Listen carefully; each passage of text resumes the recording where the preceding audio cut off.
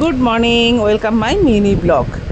দেখতে পাচ্ছ এখানে কিছু মাংসের পিস একটু মাখানো আছে কি দিয়ে বলে দিচ্ছি আমি। ওটা হচ্ছে আগে এটা বলে দিই, ক্যাপসিকাম কাটা আছে, পেঁয়াজ কিছু কাটা আছে। আচ্ছা, এখানে হচ্ছে আদা রসুন আর টমেটো পেস্ট, আর এই হচ্ছে কাঁচা লঙ্কা কুচি। ঠিক আছে, কড়াইতে তেল দিয়ে দিয়েছি। হ্যাঁ, এবার যে মাংসটা ওটা আমি মাখিয়ে রেখেছিলাম কর্নফ্লাওয়ার, ডিম, নুন আর একটুখানি সস দিয়ে, আর সাথে একটু গোলমরিচ, ওটা দিয়ে মাখিয়ে রেখেছিলাম চিকেনটা। এবার দিয়ে দিচ্ছি আমি কড়াইতে চিকেনটা।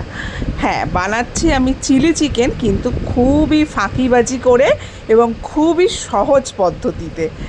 যাই হোক, এই হচ্ছে দেখো চিকেনগুলো এখানে ভাজা হচ্ছে। এই যে এবার চিকেনগুলো এরমভাবে ভেজে ভেজে ভেজে ভেজে তুলে রাখবো প্রথমে, দেন তারপর গ্রেভিটা বানাবো।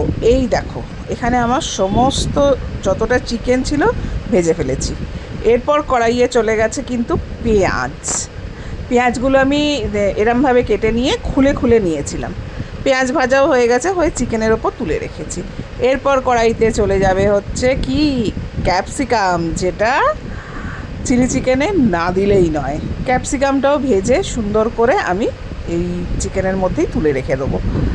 দেন আমি কি করি, আমি তেলের মধ্যে ওই পেস্ট, যে মশলাটা দেখালাম, ওই পেস্টটা দিয়ে দিই, দিয়ে খুব ভালো করে ওটাকে কষাই যতক্ষণ না এটার কাঁচা গন্ধটা চলে যায়। তারপর পুরোটা আমি এখানে দিয়ে দিলাম, পেঁয়াজ, ক্যাপসিকাম, চিকেন সব, এবং সাথে কাঁচা লঙ্কা।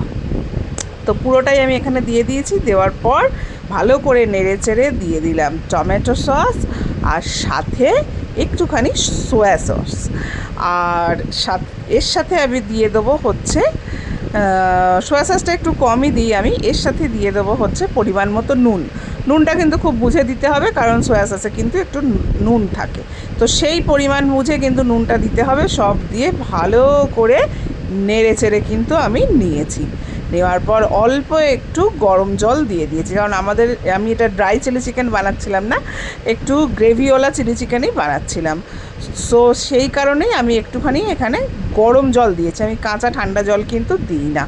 গরম জল দিয়ে দিয়েছি। দেওয়ার পর একটু ফুটে উঠলেই আমি কিন্তু জিনিসটা নামিয়ে ফেলেছি। তৈরি হয়ে গেছে আমার শর্টকাট পদ্ধতিতে চিলি চিকেন।